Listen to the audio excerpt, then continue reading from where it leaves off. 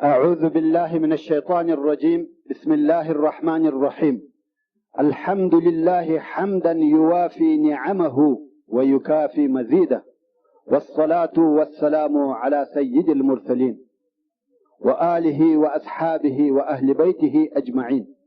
أما بعد، د آخري سفر د سلسله دریم نمبر پته. محترم ورونو، د آخري سفر په دوهم نمبر پته کې زموږ بیان د قیامت د کوچنیو علامو په متعلق وو او اوس هم هغه بیان دوام لري.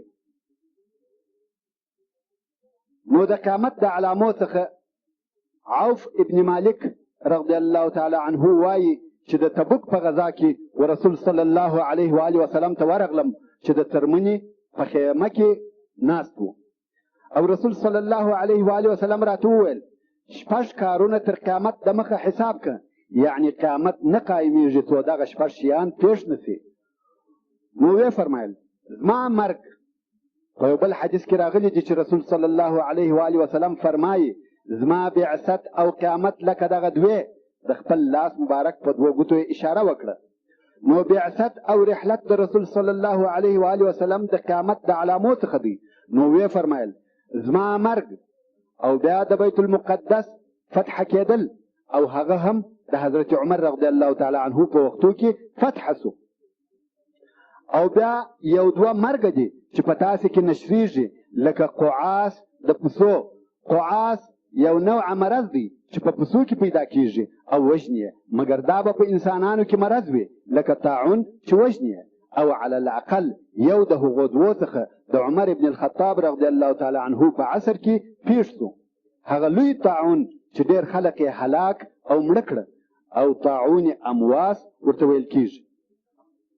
او بیا رسول صلی الله علیه و آله وسلم هغه د مال و ډیروالي ته اشاره وکړه او ویې فرمایل چې و یو سړي ته به 100 دیناره د سرو زرو ورکړه سي او بیا به هم خفه وي. دا به د مال د ډیروالي په خاطر وي. حتی که یو چاته د سرو زرو 100 دیناره ورکې، ورته وبه ګوري چې 100 دیناره دي، بیا به هم نه وي راځي. او دا د دې علامه ده چې اصلا د پیسو قدر کمیږي او ارزانه کیږي، لکه څرنګه چې اوس تقریبا دغه حالت پیښ دی. دا تاسې ته معلومه ده چې اصلي پیسې زر دي، نه دا لوټونه او کاغذونه. دا لوټ صرف د زرو د پاره سند دی، او فعلا د زرو ارزش او قیمت نسبت و هغه پخوانیو زمانو ته ډېر کم سوی دی. حتی چې نور وخت تېرېږي قیمت یې نور هم کمیږي. داسې وخت به راسي چې د زرو 100 دیناره به هیڅ نه معلومیږي. او بیا رسول علیه الصلاة وسلام وفرمایل چې بیا به فتنه وي. د عربو داسې کور نه پاته کیږي مګر دا فتنه به ورننوځي، یعنی لو فتنه به وي په عامو خلقو کې به نشریږي. او دا هم پیښه سوه، هغه چې د صحابه کرامو په وخت کې هغه لوی جنگ پیښ سو چې د مخ مو درته ذکر کوي. او بیا به ستاسې او د بني الاصفر په مابین کې صلح او آرامي وي. ورونو، په سیرت، شرع او تاریخ کې چې بني الاصفر ذکر سي، د هغو څخه روم اروپایان مقصد دي، حتی امریکایان پکښې داخل دي. نو د دغه علامې څخه مقصد دا سو چې یوار د هغو سره جنگ پیښیږي او بیا به صلح وي، چې د دغه په باره کې به انشاء الله وروسته خبرې وکړو. دا هغه شپږ علامې د قیامت دي چې رسول صلی الله علیه و آله وسلم په دغه حدیث کې راته بیان کړي دي. بل د هغو علامو څخه چې د قیامت و نږدېوالي ته اشاره کوي انشقاق او دوه ځایه کېده د سپوږمۍ دي. الله عز وجل فرمایي اقتربت الساعة وانشق القمر وإن يروا آية يعرضوا ويقولوا سحر مستمر. یعنی قیامت را نږدې سو او سپوږمۍ دوه ځایه سوه، او سره له دې چې دوی دغه لو معجزه هم ولیده، بیا یې هم درواغ وبلل او ویل دا سحر دی. په صحیح حدیث کې هغه چې امام مسلم یې روایتوي وایي موږ د رسول صلی الله علیه و آله وسلم سره په مینا کې وو چې سپوږمۍ دوه ځایه سوه، دوې ټوټې سوه. یوه حصه یې د غره پر یوه طرف سوه او بله حصه یې د غره پر دا بل طرف سوه. او رسول علیه الصلاة وسلام و موږ ته وویل اشهدو، شاهدي ادا کړئ یا شاهدان اوسئ پر دغه علامه او معجزه. او د قیامت په کوچنیو علامو کې لو علامه چې ښکاره سوې هم ده هغه علامه ده چې اور د حجاز ورته ویل کیږي. په هغه حدیث کې چې امام بخاري روایت کوي رسول صلی الله علیه و آله وسلم فرمایي قیامت نه قائمیږي تر څو چې د حجاز په مځکه کې یو اور راونوځي، داسې اور چې د اوښانو غاړې به روښانه کوي په بصرا کې. بصرا د یو ځای نوم دی چې پر حدودو د شام او جزیرة العرب واقع دی. یعنی داسې اور به په حجاز کې بلیږي چې روښنایي به و شام ته رسیږي. دا حدیث شریف په بخاري کې دی او دا اور هم ښکاره او بل سو او علماو یې ښه او عجب تفصیل کړی دی. دغه اور په 654 هجري قمري سنه کې ښکاره سو. لوی علامه د تاریخ لوی استاد ابن کثیر رحمه الله په هغه تاریخ کې چې د 654 هجري سنې واقعات بیانوي دغه اور بیان کړی دی او نور ډیرو علماو هم و دغه اور ته اشاره کړې ده. یو د هغو کسانو څخه چې دغه اور بیان یې کړی دی علامه امام حافظ شهاب الدین ابو شهامه المقدسي دی او دغه اور یې پوره تفصیل بیان کړی دی. اوس به د هغه د نوشتو څخه چې دغه اور په باره کې لیکلي دي بعضې نوشتې درته ووایو. کم وخت چې د چهارشنبې شپه وه 3 د جمادی الاخرې سنه 654 په مدینه منوره کې یو ډېر لوی آواز وسو او بیا یوه لو زلزله وسوه چې مځکه دیوالونه چتونه او دروازې ورېږدول. یو ساعت وروسته دا زلزله کېدل. د چهارشنبې د ورځې څخه بیا د جمعې تر ورځې دې زلزلې دوام درلودی او بیا یو ډېر لوی اور د حره په منطقه کې ښکاره سو. حره په مدینه منوره پورې مشتې یو منطقه ده چې تر اوسه یې خلک پیژني په هغه نامه. او دا حره نږدې د بني قریظه ته ده، یعنی په جنوب شرق کې د مدینې منورې ده. علامه شهاب الدین لیکي چې موږ دا اور د مدینې منورې څخه د داخل څخه د خپلو کورو لیدی او داسې راته معلومېدی لکه دا اور چې په مدینه منوره کې وي. دونه لوی اور و چې لمبه یې تر 3 منارو لوړه وه. منار یې ولمبې ته اندازه کښېښول، یعنی چې 3 مناره سر پر سر کښېږدې بیا هم دا لمبه تر لوړه وه. او د اور څخه د اور شیلې را بهېدلې تر وادي شفا پورې چې په هغه کې اوبه بهېدلې او وادي شفا یې بنده کړه. نور هم دا اور پسې را بهېدی. وایي والله موږ یوه ډله د دا اور د لیدلو دپاره راووتلو، ومو لیدل چې د غرو څخه هم اور را بهېدی. او حره چې د عراقي حاجانو لار وه بنده سوه او نور هم پسې را بهېدی چې و حره ته راورسېدی او د مدینې منورې پر طرف را روان و. د مابین څخه د دا اور لوی غټې صخرې غرونه د اور راوتل لکه برکان. په دغه اور کې هغه موږ چې آتش فشانه غر ورته وایو په عربي برکان ورته وایي. په دغه اور کې د هغه شي نمونه وه چې الله جل جلاله په خپل کتاب کې موږ په خبر کړي یو او فرمایي انها ترمي بشرر کالقصر كأنه جمالة صفر. دا آیات شریف په سورة المرسلات کې دی. هغه دا چې الله جل جلاله د دوزخ د اور حال راته وایي او فرمایي چې د هغه به څرکې به دونه وي لکه یو لوی تعمیر او هغه به څرکې به داسې وي لکه د تورو اوښانو قطار. نو علامه شهاب الدین وایي چې د دغه جهنم د اور نمونه پکښې وه او وایي مځکه یې خوړله. او دغه نوشته مې په 5 د رجب سنه 654 وکړه، یعنی د اور د شروع کېدو یوه میاشت تېره سوې وه او اور نور هم په زیاتوب کې و نه کمېدی.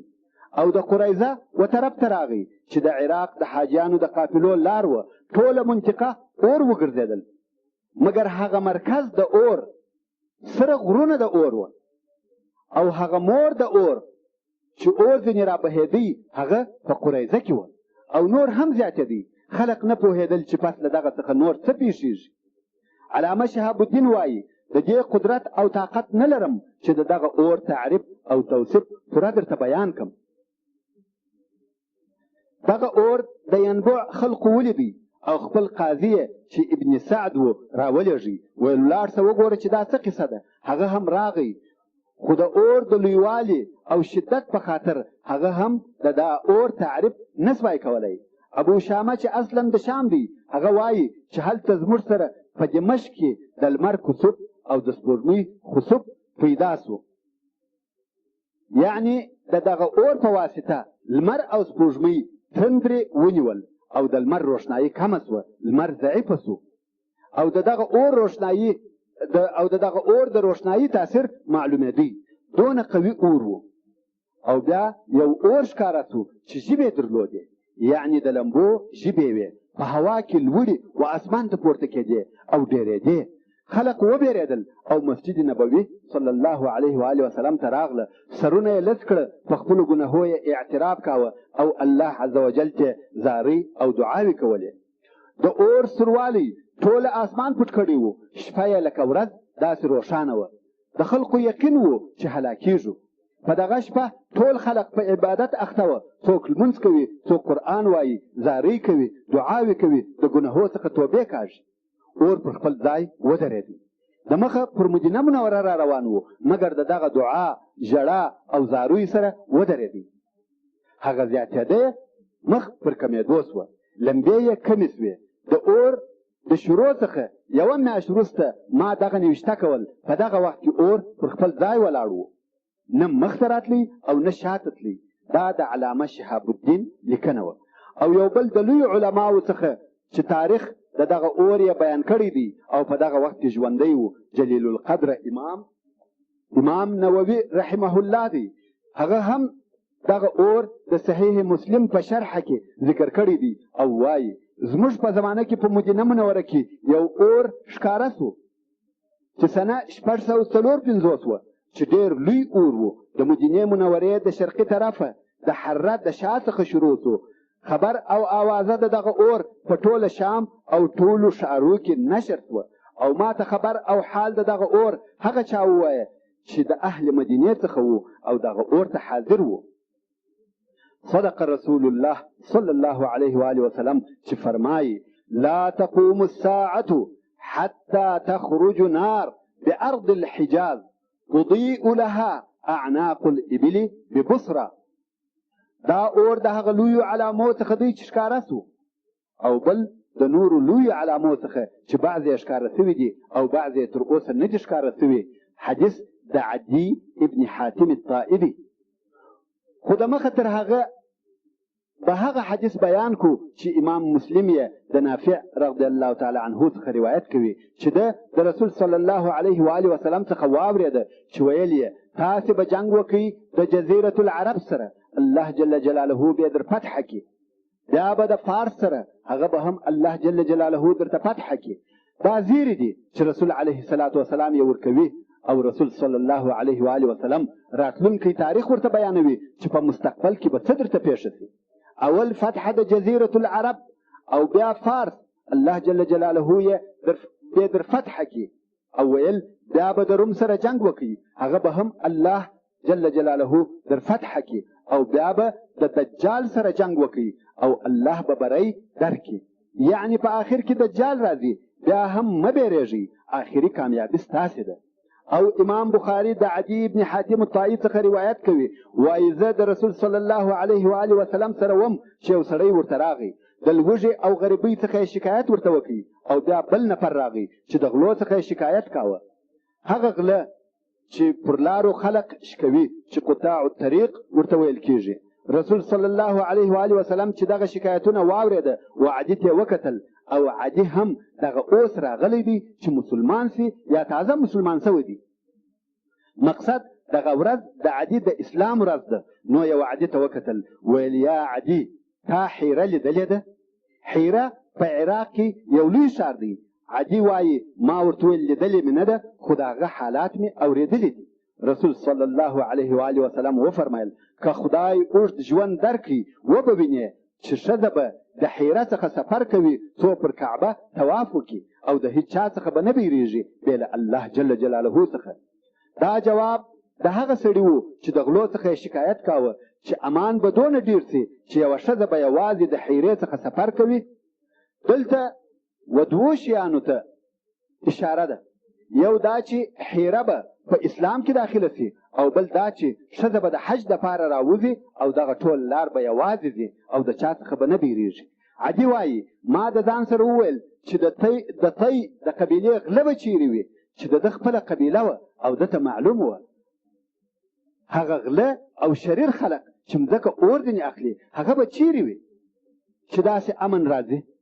په زیاته بیا دغه د طی قبیله په لار کې د عراق او جزیرې واقع ده.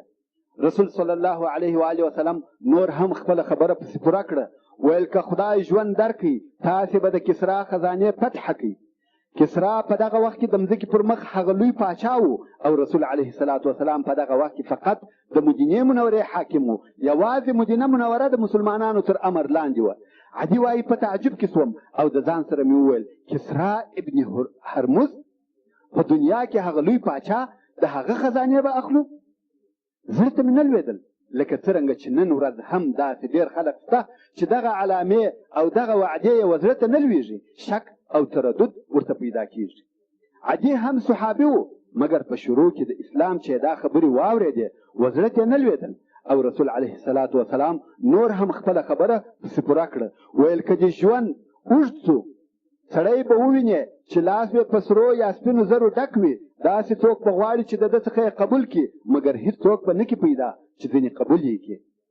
دا خو د دنیا د مستقبل حالات وه چې رسول علیه الصلاة وسلام ورته وویل او نور یې هم خپله خبره پسې پوره کړه چې هغه په آخرت پورې اړه لري او ویې فرمایل الله جل جلاله به د یوه سره ستاسې ملاقسي په هغه ورځ چې سره یو ځای کېږي، یعنی د قیامت په ورځ. او د الله جل جلاله په مابین کې به ترجمان نه وي او الله عز وجل به ورته ووایي ایا ما تا ته رسول نو درلېږلی چې د دین تبلیغ درته وکړي؟ بنده به وایي هو رالیږلی دي و. او بیا به ورته ووایي ما تا ته مال نو درکړی او پر تا مې احسان نو کړی؟ بنده به وایي هو راکړی دي و. او بیا به بنده راسته طرف ته وګوري بل شی به نه ویني بې له جهنم څخه، او بیا به چپه طرف ته وګوري بیا به هم بې له جهنمه بل شی نه وي. عدي وایي چې د رسول صلی الله علیه و آله وسلم څخه مې واورېده چې ویل ځانونه د اوره وساتئ که څه هم په نیمه خرما وي، یعنی صدقه ورکوئ. نو د رسول علیه الصلاة وسلام مقصد دا و چې لکه څرنګه چې په دنیا کې د دغو شیانو وعده درکوم دغه رنګه وعده درکوم په لقا او درېدو په حضور د الله جل جلاله او اور به هم پر تاسې شاوخوا راګرځېدلی وي. هرې خوا ته چې ګورئ اور به وي، نو ځانونه د اوره څخه وساتئ که څه هم په نیمه خرما وي. عدي وایي الله جل جلاله ما ته عمر راکړي. ښځه مې ولیده چې د حیره څخه راغله او پر کعبه شریفه یې طواف وکړي او بې له الله جل جلاله څخه او بې له الله د بل چا څخه نه بیرېده. صدق رسول الله صلی الله علیه و آله وسلم. او عدي وایي زه په خپله په هغه خلقو کې وم چې د کسرا خزانې فتح او خلاصې کړې. صدق رسول الله صلی الله علیه و آله وسلم. او بیا نو عدي وویل او که چیرې و تاسې ته خدای اوږد ژوند درکړي وبه وینئ هغه چې نبي ابوالقاسم صلی الله علیه و آله وسلم ویلي دي چې لاس به په سرو یا سپینو زرو ډک وي راوځي به او د قبلېدو څوک به نسي پیدا کولی. یعنی دا مې تر اوسه نه دي لیدلي. هغه دوه مې ولیدل مګر دغه درېیم هم د عمر ابن عبدالعزیز رحمه الله په زمانه کې پېښ شو. رسول علیه الصلاة وسلام د قیامت عجبه علامې بیان کړي دي، خطرناکه سیاسي او مهمه علامې. په صحیح البخاري کې راغلي دي چې رسول علیه الصلاة وسلام فرمایي کوم وخت چې کسرا مړ سي تر ده وروسته بل کسرا نسته، یعنی دا آخري کسرا دی. او کوم وخت چې قیصر مړ سي بیا نو تر ده وروسته قیصر نسته، یعنی دا آخري قیصر دی. دا سیاسي معلومات دي. تر ده وروسته د روم پاچاهي سره ویشل کیږي.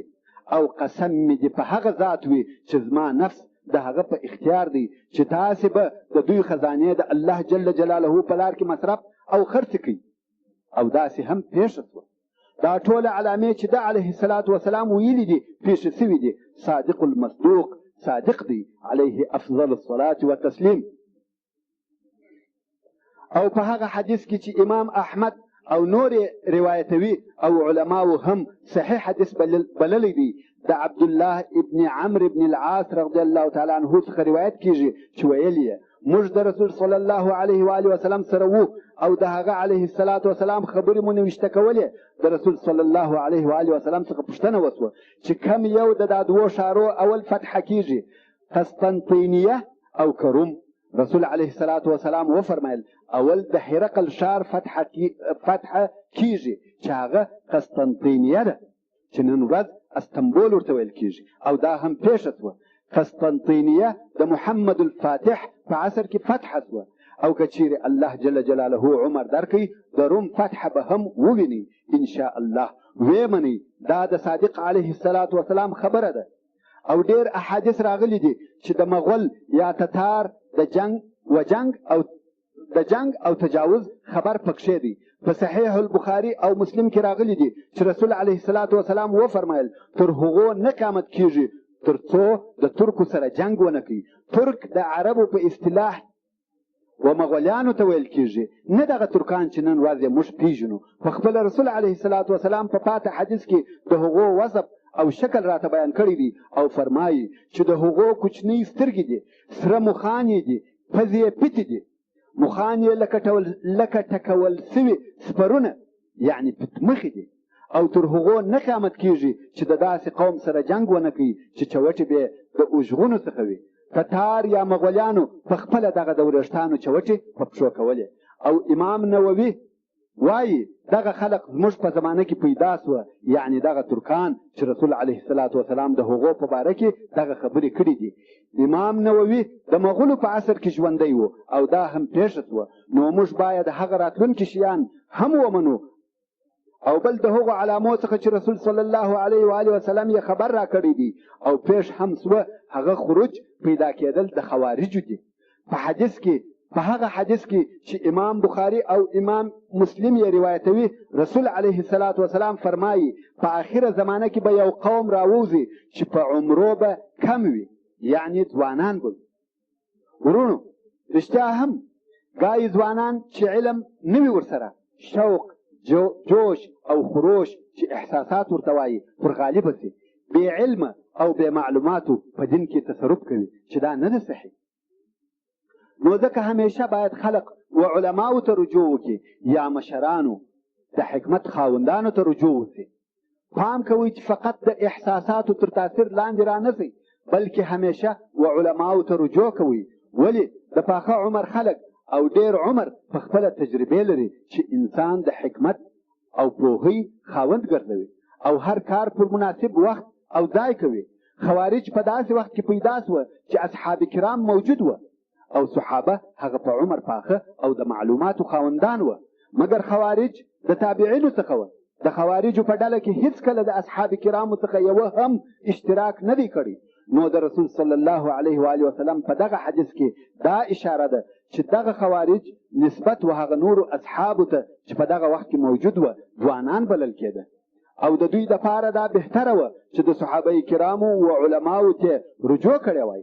خیر، اصلا حدیث شریف داسې دی چې رسول علیه السلام فرمایي په آخر وختو کې به یو قوم راووځي چې په عمرو به کم وي، صفها یعنی بې عقلان، په عقلو کې بې حکمت نه وي، خبرې به د اقوالو څخه د خیر البریه وي، یعنی د احادیثو روایتونه به ډېر کوي او قرآن به وایي، خو تر حنجرو حلقو ستونې به نه تېرېږي، یعنی نه به عملي کوي. د دین څخه به ځغلي لکه غشي چې د لیندۍ څخه تښتي، یعنی په دین کې به ثبات او محکمین نه لري. که چیرې تاسې ورسره یو ځای سواست وژنئ یې. د دوی په قتل کې د قیامت په ورځ په حضور د الله جل جلاله ثوابونه شته، او دا هم پیښ شوه. او امیر المؤمنین حضرت علی رضی الله تعالی عنه جنگ او قتال ورسره وکړي په هغه لوی جنگ کې چې معرکه د نهروان ورته ویل کېږي. او د رسول علیه السلام نور اصحابو هم په نورو ځایو کې جنګونه ورسره کړي دي، حتی اهل سنت او جماعت په اوږده جنگ چې په ټوله تاریخ کې دوام درلودی د دغه خوارجو سره چې رسول علیه السلام په دغه حدیث او په لسهاو نورو احادیثو کې ذکر کړي دي ورسره اخته وه. او یوه بله لو علامه د علامو څخه د قیامت دا ده چې خرابي او ګډوډي به د ژوند په مسایلو کې پیښیږي، خاصتا دغه مسئله چې څوک او څنګه خلق به د مسلمانانو آمیران وي. په صحیح البخاري کې د ابي هريره رضی الله تعالی عنه څخه روایت کیږي چې وایي رسول علیه الصلاة والسلام موږ ته خبرې کولې، خطبه یې ویل چې یو صحرایي عرب راغی او د خبرو په مابین کې پوښتنه وکړه، ویل قیامت کله دی؟ رسول علیه الصلاة والسلام نور هم خپلې خبرې کولې، یعنی د ده جواب یې نه کوي، هغه خپلو خبرو ته دوام ورکړي، ځکه د اعرابي سوال بې ادبي وه. رسول علیه الصلاة والسلام د یو موضوع په متعلق خبرې کولې او د درس او هغه موضوع قطع کړه، بې مقدمې یې ویل قیامت کله دی؟ یو مثال دی، وایي حسن السوال د حکمت څخه دی. سوال کوونکی باید د سوال په وخت او د سوال په طریقه پوه سي، ادب او ښه سلوک باید ولري. نو اعرابي د خبرو په مابین کې پوښتنه وکړه. ابو هريره رضی الله تعالی عنه وایي چې رسول علیه الصلاة والسلام په هغه خپله موضوع کې نور هم خبرې کولې، د ده جواب یې نه کوي. بعضې خلقو ویل رسول علیه الصلاة والسلام دا د ده خبره واورېده، سوال یې نسو خوښ نو جواب یې نه کوي. او بعضې خلقو ویل یا سوال یې نه دی اورېدلی. خلقو په خپل مابین کې دا سره وویل، خو کم وخت چې رسول علیه الصلاة والسلام د خپلو خبرو څخه فارغه سو، ویل هغه د قیامت پوښتنه کوونکی چیرې دی؟ هغه ویل زه دغه یم یا رسول الله. رسول علیه الصلاة والسلام وفرمایل هغه وخت چې امانت ضایع سي نو د قیامت انتظار کوه. اعرابي ویل د امانت ضایع کېدل څنګه دي؟ ویل چې امریت د هغو خلقو په لاس کې سي چې لایق او وړ یې نه وي، نو انتظار د قیامت کوه. او په اوسنۍ زمانه کې داسې امیران څونه ډېر دي، حکم د هغه چا په لاسو کې دی چې په اسلام نه دي خبر، په قرآن نه دي خبر، حکم او قانون یې قرآن نه دی و علماو ته رجوع نه کوي او داسې نور. څرنګه چې امریت د هغه چا په لاسو کې دی چې اهل یې نه دي، نو انتظار د قیامت کوي.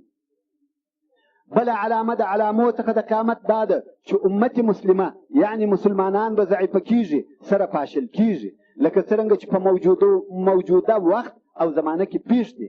په هغه حدیث کې چې امام احمد او ابو داود یې روایتوي او صحیح حدیث دی راغلی دی چې رسول علیه الصلاة والسلام وفرمایل قریبه ده چې نور امتونه یعنی د نورو ادیانو خلق به پر تاسې راوبلل سي لکه هغه خوړونکي چې وکاسې ته رابلل کیږي. ورونو تاسې په مهمانیو او ودو کې لیدلي دي چې ډوډۍ کښېښول سي او بیا پر خلکو غږ وکړي چې مهرباني وکړئ ډوډۍ تیاره ده. دغه نو هغه ده چې خوړونکي وکاسې ته رابولي او هر یو خپله چاره کوي، یعنی دی خو یې خوري نور به هم راغواړي چې راسئ ډوډۍ تیاره ده. نو رسول علیه الصلاة والسلام فرمایي قریبه ده چې امت مسلمه ته داسې پیښه سي چې نور ملتونه به یو و بل ته صد کوي چې راځئ میلمستیا جوړه ده. او دغه حالت په شروع او ابتدا کې د دغه قرن د دا موجوده قرن پیښ شو.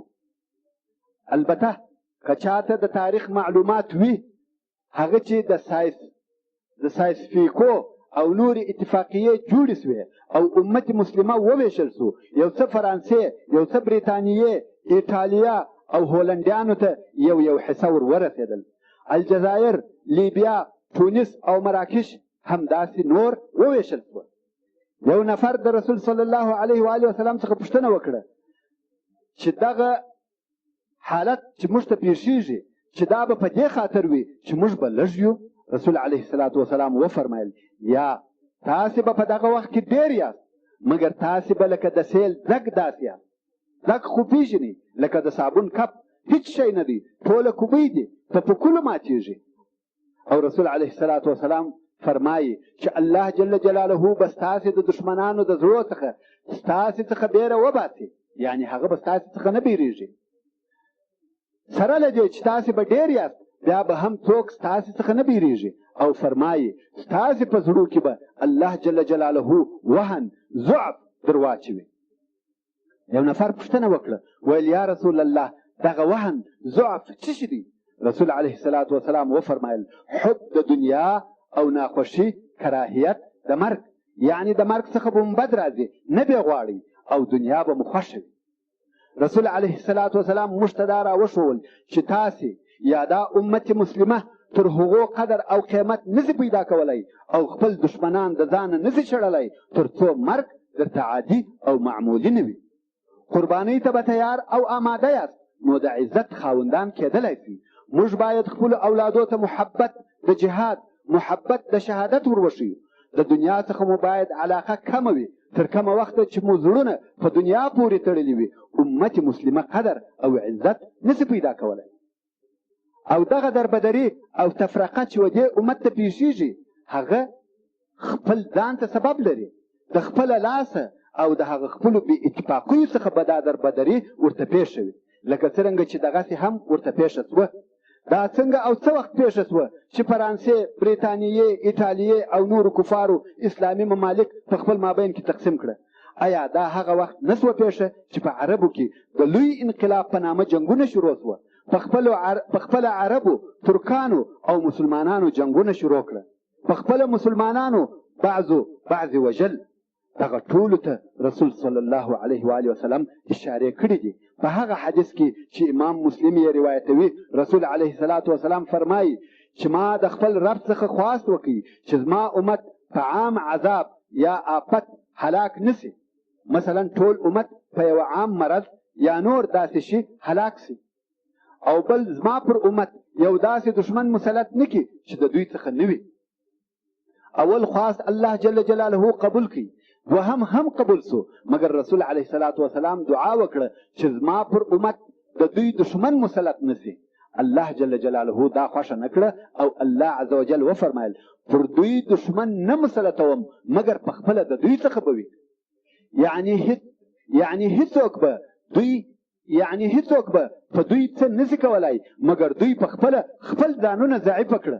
او رسول علیه الصلاة والسلام فرمایي زما رب راته وویل یا محمد کم وخت چې زه د یو شي امر وکم هغه نه ردیږي، ما ستا و امت ته دا ورکړه چې په عام آفت او مرض به نه هلاکوم او پر دوی به دشمن نه مسلطوم بې له خپلو ځانو څخه، حتی که پر دوی د ټولو اطرافو څخه د مځکې راجمع او راټول سي، یعنی که د ټولې ځکې خلق پر امت مسلمه راجمع هم سي څه نسي پکولی بې له دې څخه چې امت مسلمه په خپل مابین کې سره ټوک ټوک او پاشلی وي.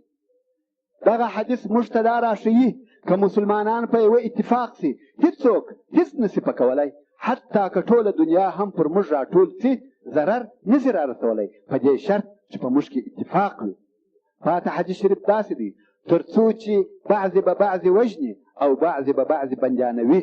او موږ ولیدل چې مسلمانانو په خپل مابین کې جنګونه سره وکړه او بعضې تر اوسه هم په جنګو سره اخته دي. د الله عز وجل څخه دا خواست کوو چې دې امت مسلمه ته ژر تر ژره اتحاد او اتفاق ورکړي او بیا به نو د مځکې د مخ امریت د مسلمانانو په لاس کې وي، لکه څرنګه چې رسول علیه الصلاة والسلام وعده کړې ده او فرمایي چې الله جل جلاله مشارق او مغارب د مځکې ما ته جمع کړي دي او زما د امت حکم به هم تر هغه ځایه ورسیږي چې ما ته جمع کړه سوي دي. او په یو بل حدیث کې چې د دین اسلام مستقبل بیانوي فرمایي والله نه قیامت کیږي تر څو چې یو کور به هم پاته نسي که د خټو وي او که د وړیو، یعنی کورونه او کژدۍ به نسي پاته مگر الله جل جلاله به اسلام ور داخل کړي په عزت د عزتمند یا په ذلت د ذلیل. داسې عزت چې په هغه به الله جل جلاله اسلام او مسلمانان عزتمند کړي او داسې ذلت چې په هغه به الله جل جلاله کفر او کافران ذلیله کړي. او رسول صلی الله علیه و آله وسلم و بعض کوچنیو نورو علامو ته هم اشاره کړې ده، هغه چې نن ورځ یې موږ وینو او موجودې دي. دا ټوله علامې د قیامت و دې ته اشاره کوي چې موږ باید دغه کارونه ونه کړو او ځانونه ځینې وساتو. په هغه حدیث کې چې امام احمد یې په صحیح اسناد سره په خپل مسند کې روایتوي، رسول علیه الصلاة والسلام فرمایي د مخه تر قیامت یا د قیامت تر راتګ د مخه به تسلیم الخاصه وي، یعنی یو څوک به سلام نه اچوي بې له هغه کسانو ته چې پیژني چې دا هغه مسنونه طریقه نه ده، بلکې سنت دا دی چې سلام به هر چا ته اچوي کې پیژني کې نه پیژني.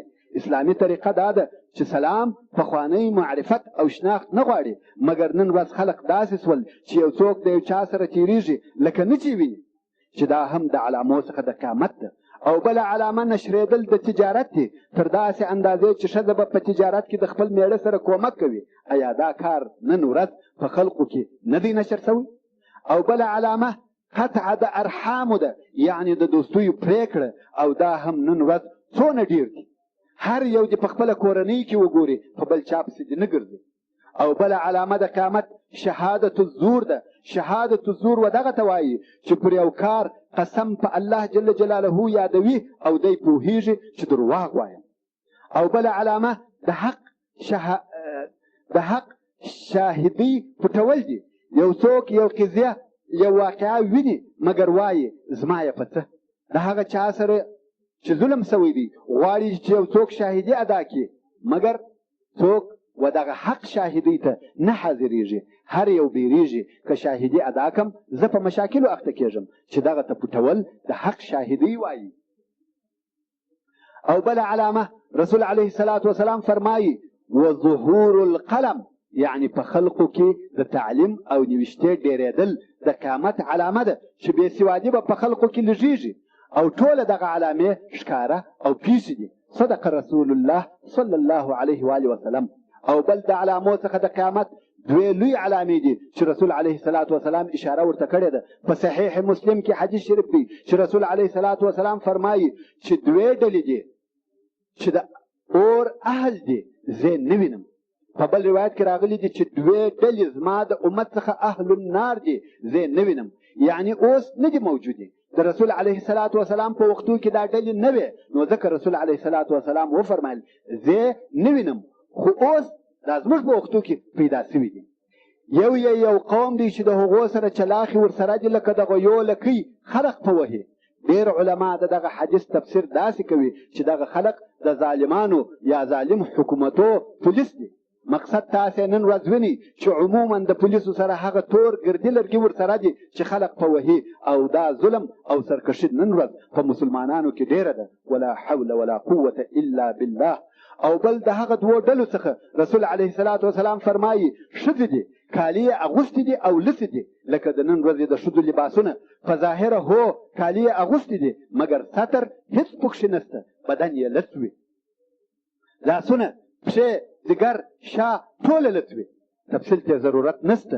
دغه لباس نن ورځ ډېر مشهور دی چې رسول علیه الصلاة والسلام دغه ښځو ته کاسیات عاریات ویلي دي. رسول علیه الصلاة والسلام فرمایي دا ډلې د اور اهل دي، اهل النار دي. خوندو ځانونه وساتئ او د خدایه وبېرېږئ، خپل اقربا او دوستان و دغه خطرناکه موډ او پیشن ته متوجه کړئ. که څه هم دوی کالي اغوستي دي مګر رسول علیه الصلاة والسلام لڅې وبللې. رسول علیه الصلاة والسلام فرمایي ونساء کاسیات عاریات ممیلات مائلات، یعنی دوی خو په خپله د لارې اوښتي دي او نور هم د لارې اړوي. او دا حالت نن ورځ څونه ډېر دی، حتی په بازارو کې ښځې دغسې لباسونه اغوندي. او رسول علیه الصلاة والسلام نور هم پسې زیاتوي او فرمایي رؤوسهن كأسنمة البخت المائله. رسول علیه الصلاة والسلام عجب شیان راته بیانوي. دغه نن ورځ چې د وریښتانو د جګ درولو دپاره دوایو پیدا سوي دي چې په وریښتانو یې ووهي، وریښتان جګ ولاړ وي خو بیا هم د شاوخوا تمایل او کاږه وي. او رسول علیه الصلاة والسلام فرمایي چې د سر وریښتان یې لکه د اوښانو بوکونه، د اوښ بوک خو ښه در معلوم دی چې لوړ او د شاوخوا تمایل دی. د دغه ښځو د سر وریښتان هم دغسې وي چې د نن ورځې په آرایشګاهو کې دا موډ موجود او مشهور دی. رسول علیه الصلاة والسلام دغه ډله ښځې خبروي، اخطار او تحذير ورکوي او فرمایي لا يدخلن الجنة ولا يجدن ريحها وإن ريحها ليوجد من مسيرة كذا وكذا. یعنی دغه ښځې کاسیات عاریات او دغه ښځې چې سرونه یې لکه د اوښانو بوکونه نه جنت ته داخلیږي او نه د جنت بوی پر موږ دی. حال دا چې د جنت بوی د ډیرو لیرو لارو څخه و یو چا ته ورسیږي. په نور احادیثو کې راغلي دي چې د جنت بوی د 100 کالو لارې لا وها خواته رسیږي، یعنی د دغه ښځو او جنت په مابین کې د 100 کالو تر لارې لا اضافه لرېوالی دی. مقصد دا چې دغه ښځې د جنت څخه ډېرې او ډېرې لرې دي. نو خوندو د څه شي دپاره خپل ځانونه و دغه لوی خطر تهدید او تحذير ته چې د الله جل جلاله او رسول الله صلی الله علیه و آله وسلم د طرفه دی دروي او مقابل کوي. دغه خطر د فاني دنیا په خاطر قبلوي، د څو ورځو ژوند په خاطر. په دغه خاطر چې یو څوک درته وګوري هغه هم څوک بد وایي او څوک یې خوښوي. جنت د دغه لپاره پرېږدئ دا ډیره تاواني سودا ده.